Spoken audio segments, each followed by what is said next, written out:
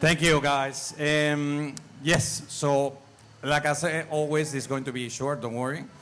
But the main thing that I wanted from this talk is to encourage you to guys to learn new things, and it's easier than before. So we all, I watch tutorials on YouTube, I'm sure. Like, we all how to cook a dish or how to replace a filter.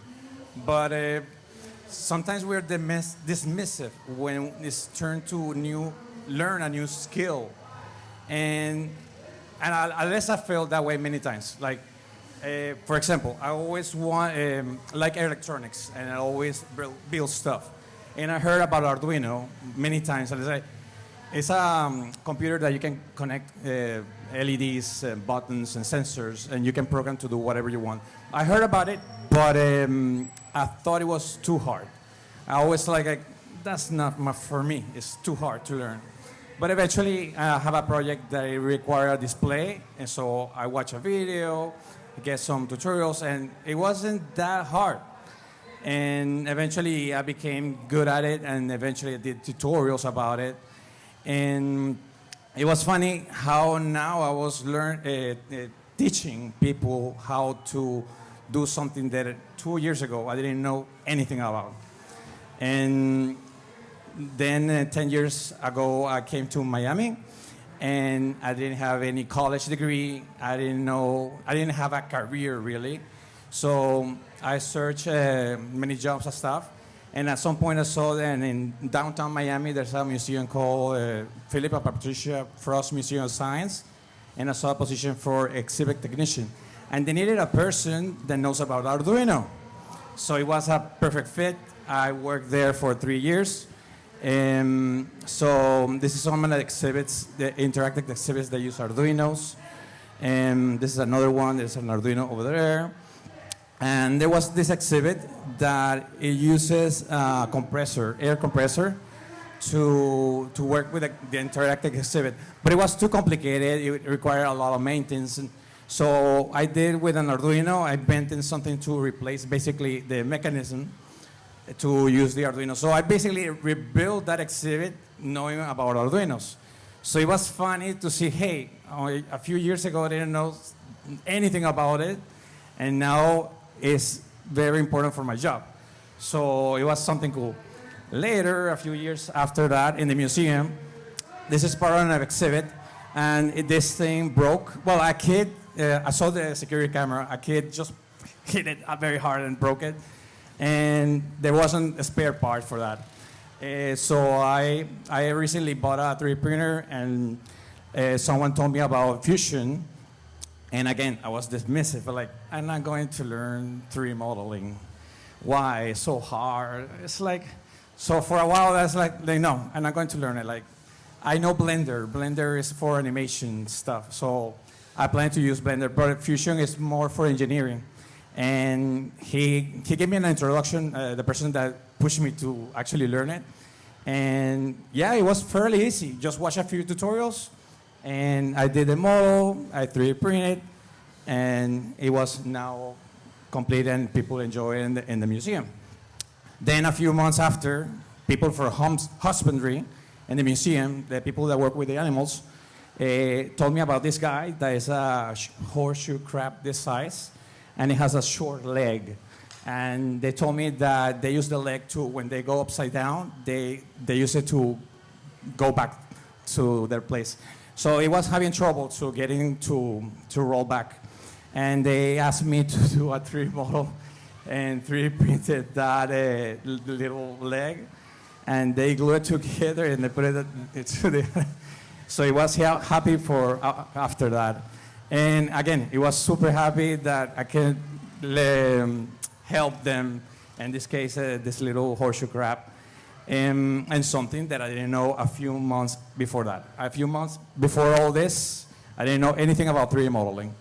So I learned, like, being dismissive. For learning new things, we usually are dismissive because we think it's too hard. But with YouTube tutorials, that's why it's for free.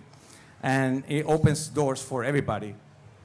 So eventually I moved on from the museum. I worked there for years. Now I work in robotics, again, thanks to everything I learned over the years. But the main thing is that hopefully you guys, if you have a curiosity about learning a new language maybe, or you like cars, or you don't necessarily like Arduino maybe, but if you have a curiosity about anything, I encourage you to watch on YouTube a tutorial and learn about it. Even simple things like credit cards, even.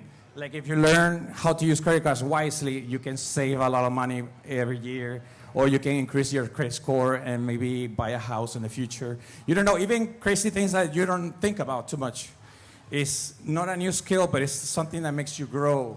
And that's the main thing that I want you to take from this. So, and to finish, I want you to encourage you to, if you know stuff, I will encourage you to make videos to teach other people to learn what you already know. It can be anything really. So, and if you don't know how to make videos or editing or anything like that, guess where you can learn all that stuff? YouTube, right? Thank you. That's it. Did you look up if you're like the first person who ever made a prosthetic for a horseshoe crab? I didn't look it up, but probably, at least that animal, Yeah. that kind of animal, because it's very funny. And yeah, it was funny to see every day the little animal just hanging around in the museum, and it was cool. Yeah, so how did you step up? So in your work, do you currently work with embedded software? Yes, So mostly hardware and robotics. I do drone stations, automatic drone stations. So it helped me, 3D printing, 3D modeling, Arduinos, electronics, everything. And now my work depends on what I learned all these years. So how did you learn, or how did you step up from like Arduino coding to like more complex stuff with like embedded firmware? Oh, it's just experience and watching tutorials and stuff, really. So the answer is tutorials always. Yeah, pretty much, yes. Hi, great talk. Thank you.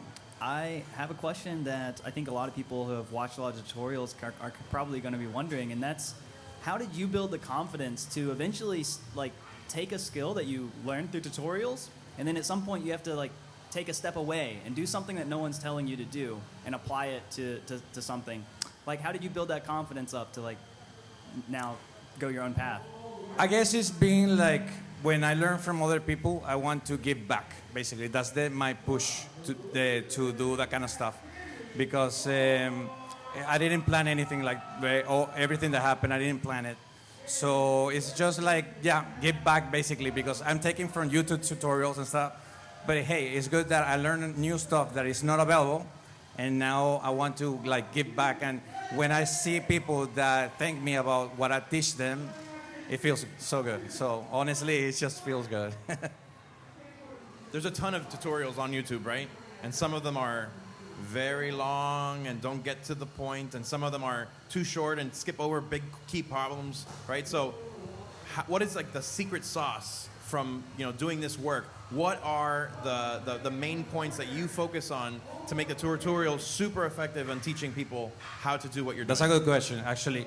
And my secret sauce, and hopefully you guys can take from that, is what you want to see. When I watch a long video, I'm like, man, why so long? You can do it shorter. And if it's too short and don't give you enough information, I was like, why you're so short?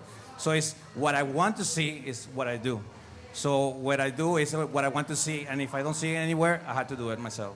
So you have to be concise but not too long, because I want to see that. It's like that's what I take. It's like what I want to see. And hopefully people can take from that and appreciate that, because that's what I want to see. For example, intros. Sometimes the intros are too long in videos, and it's like, I'm never going to put an intro in my videos, because I don't want to see an intro. So that kind of things I use it. That's a good question, because it drives me a lot. Any other question? All right, if we could give a big round of applause for Daniel Richter. Thank you. INTERLINKKNIGHT. Thank you, Daniel.